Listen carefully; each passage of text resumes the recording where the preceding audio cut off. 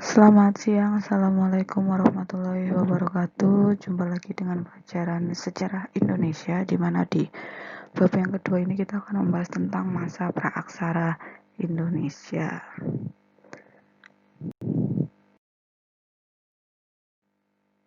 Sebelumnya, seperti biasa, kita akan membahas mengenai kompetensi dasar.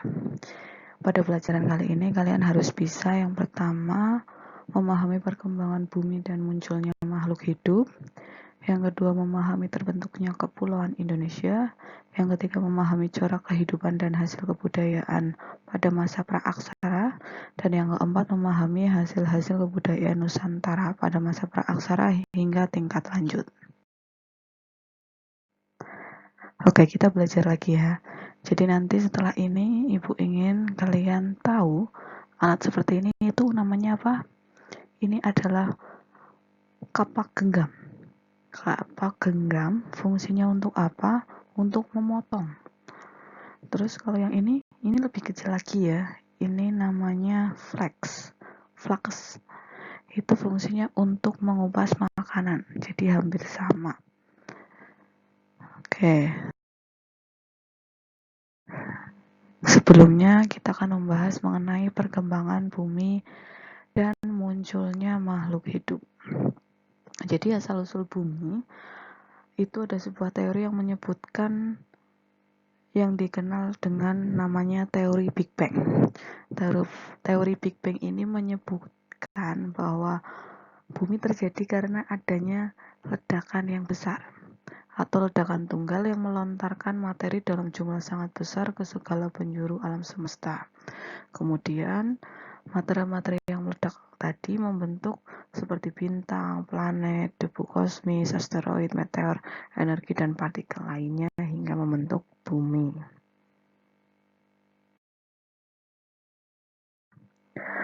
Menurut teori geologi, perkembangan bumi dibagi menjadi 4 tahapan. Yang pertama yaitu masa Arkaikum. Masa Arkaikum ini ciri-cirinya yang pertama itu belum ada kehidupan. Bumi masih berupa bola gas yang sangat panas. Terus berlangsung kurang lebih 2.500 juta tahun yang lalu. Jadi pada masa Arkaikum, bumi itu masih sangat panas sekali dan belum ada kehidupan. Kemudian yang kedua ada masa Paleozoikum, berlangsung 500 sampai 245 juta tahun yang lalu. Suhu bumi sudah mulai stabil, mulai ada kehidupan, berupa makhluk bersel satu atau yang dikenal dengan mikroorganisme. Jadi, bumi mulai ada kehidupan itu pada masa Paleozoikum. Kemudian berkembang lagi menjadi masa Mesozoikum. Di sini dikenal dengan zaman sekunder. Di sini mulai ada reptil yang punah dan mulai muncul mamalia. Kemudian yang keempat itu ada zaman atau masa Neozoikum. Hewan yang berukuran besar sudah mulai berkurang. Pada zaman Neozoikum ini, dibagi menjadi dua, yaitu ada zaman tersier, di mana mulai muncul jenis primata seperti kera dan yang kedua itu ada zaman kuarter. Di sini mulai ada kehidupan, munculnya manusia purba. Ini pembagian zaman perkembangan bumi menurut teori geologi. Geologi itu ilmu yang mempelajari tentang perkembangan bumi. Ingat ya, menurut teori geologi itu dibagi menjadi 4 tahapan masa. Masa Arkaikum, Paleozoikum, Mesozoikum, dan Neozoikum. Yang kedua ada perkembangan makhluk hidup. Makhluk hidup yang pertama kali muncul itu terjadi tadi ya udah dibahas pada masa Paleozoikum. Teori tentang munculnya makhluk hidup ini dibagi menjadi 3. Yang pertama ada teorinya Charles Darwin yang sering kita dengar bahwa semua kehidupan memiliki leluhur yang sama. Secara kehidupan mirip dengan sebuah pohon yang mengalami proses yang panjang hingga jutaan tahun yang disebut dengan proses evolusi. Atau teori Darwin ini dikenal dengan bahwa manusia itu berasal dari kera ya. Kemudian yang kedua, Teorinya Harold Urey, kehidupan terjadi pertama kali di atmosfer. Dan yang ketiga ada teori kreasionisme, meyakini bahwa kemunculan tiba-tiba atau seketika itulah yang disebut oleh ciptaan Tuhan. Jadi di antara teori ini mana yang benar? Semuanya benar. Karena teori itu benar. Karena setiap teori itu memiliki kebenarannya masing-masing. Yang penting kalian cukup tahu bahwa ada teorinya Charles Darwin, ada teorinya Harold Urey, dan ada teori kreasionisme. Oke, terbentuknya Kepulauan Indonesia. Bagaimana sih terbentuknya Kepulauan Indonesia? Kepulauan Indonesia ini terbentuk karena berbagai macam faktor. Yang pertama, itu ada tenaga endogen. Tenaga endogen itu apa?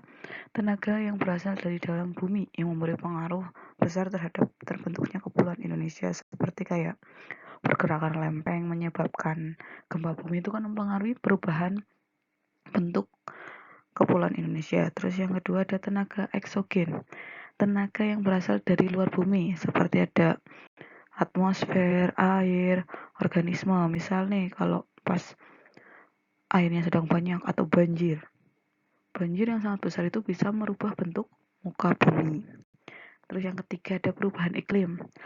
Musim kering terus itu kan bisa mengubah bentuk muka bumi yang tadinya tanahnya subur jadi tandus. Kemudian kemudian muncul lagi musim hujan yang tadinya tanahnya tandus menjadi subur.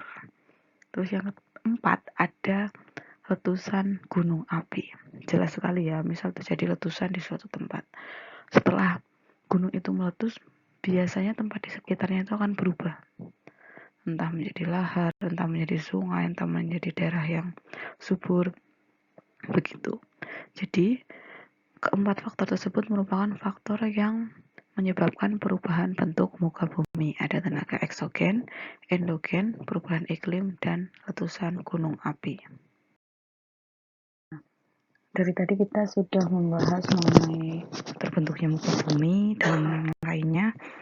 Sekarang kita akan membahas tentang pengertian praaksara atau prasejarah. Pra itu belum, aksara itu tulisan. Jadi praaksara itu zaman sebelum mengenal tulisan. Dan masa praaksara itu berarti masa di mana manusia belum mengenal tulisan. Pada saat kita membahas masa praaksara, kita akan mengenal istilah yang namanya fosil. Fosil itu apa? Fosil adalah sisa makhluk hidup baik berupa binatang, tumbuhan, maupun manusia yang telah membatu. Kemudian ada artefak. Artefak itu alat-alat yang dipergunakan oleh manusia purba, dan ada manusia purba itu sendiri, yang merupakan manusia yang hidup pada masa prasejarah. Jadi manusia purba memiliki alat-alat yang membantu hidupnya, itu namanya artefak, dan setelah meninggal itu menjadi fosil.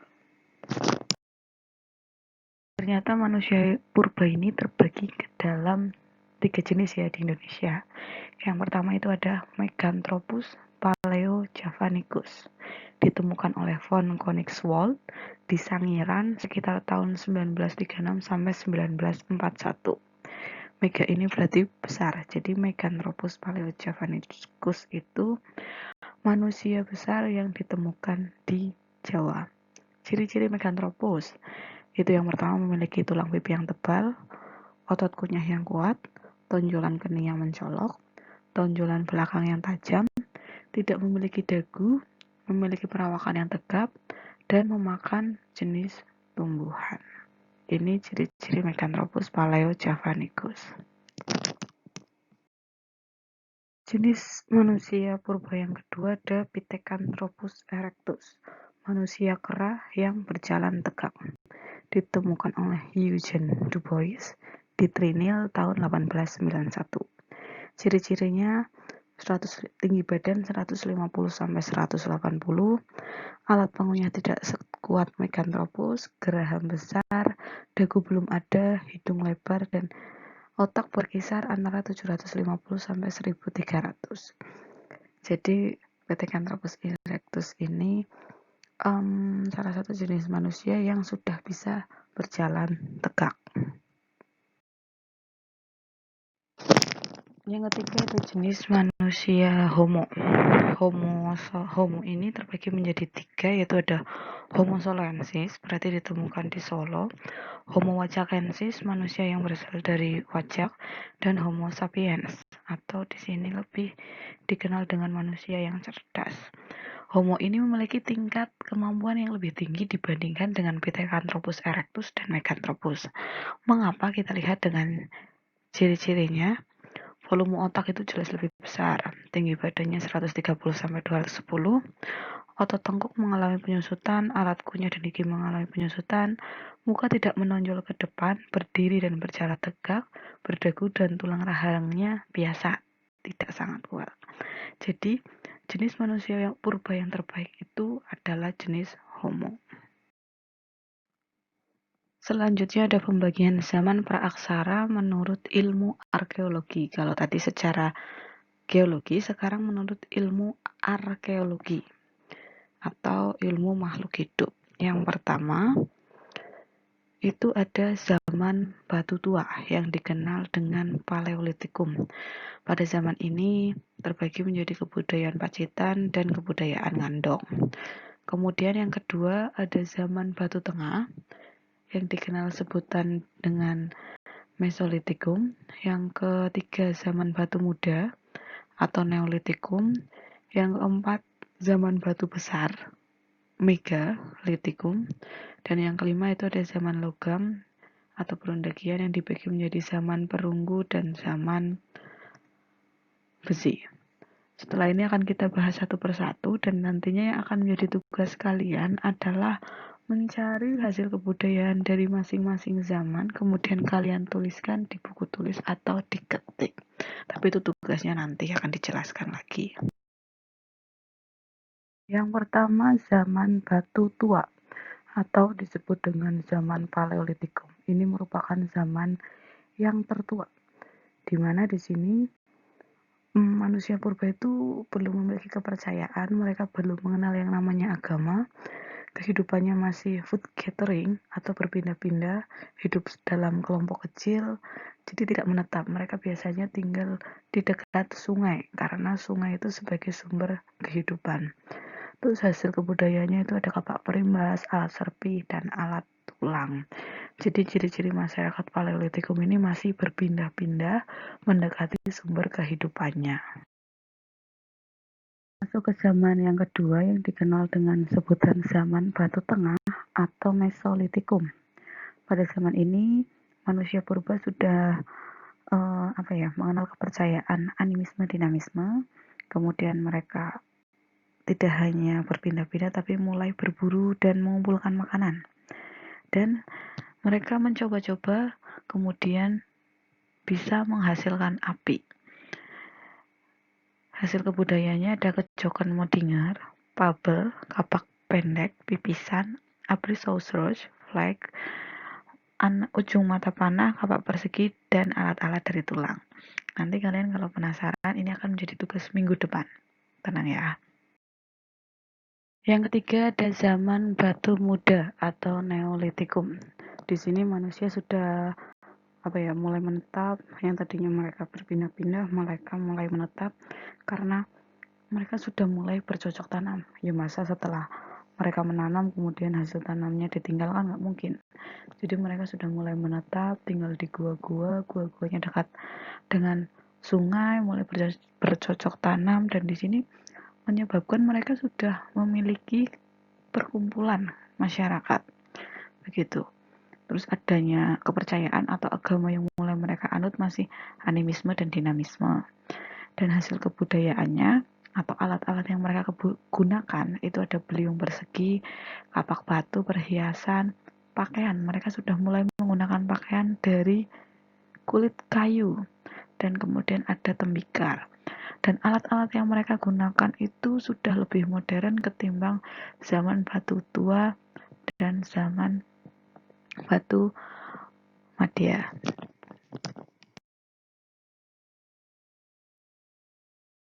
Zaman yang keempat atau zaman batu besar yang dikenal dengan sebutan Megalitikum.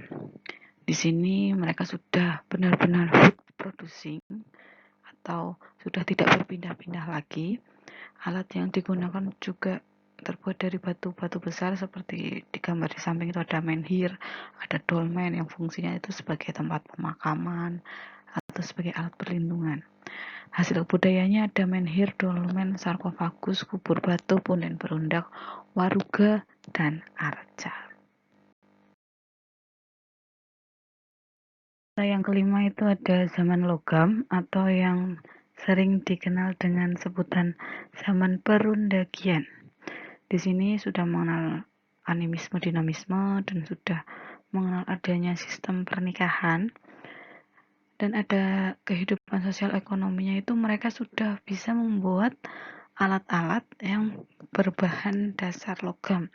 Kalau di emat zaman yang lalu kan mereka masih menggunakan alat-alatnya itu dari zaman masih membuat alatnya itu terbuat dari bahan batu. Tapi kalau di zaman logam ini mereka menggunakan alat yang dari perunggu seperti kapak corong, nekara perunggu, bejana perunggu, dan arca, dan sudah mulai menggunakan besi seperti mata kapak, mata pisau, mata pedang, dan cangkul. Oke, sekian pelajaran sejarah bab 2 tentang masa praaksara kali ini. Seperti biasa, silahkan kalian yang belum subscribe YouTube saya, dan yang belum follow Sejarah Asik, follow Instagram Sejarah Asik, karena nanti materi pelajaran kita ada di YouTube dan ada di Instagram. Nah, untuk tugasnya tadi sudah ada beberapa clue, yaitu nanti kalian mencari tentang hasil-hasil kebudayaan. Tugasnya seperti apa? Untuk lebih jelasnya akan Ibu bahas dan Ibu beritahu di pertemuan minggu depan. Oke? Pesan untuk kalian dalam pelajaran sejarah kali ini, lakukanlah dengan hati, maka kau akan menemukan hati. Sekian, terima kasih. Jangan lupa belajar. Wassalamualaikum warahmatullahi wabarakatuh.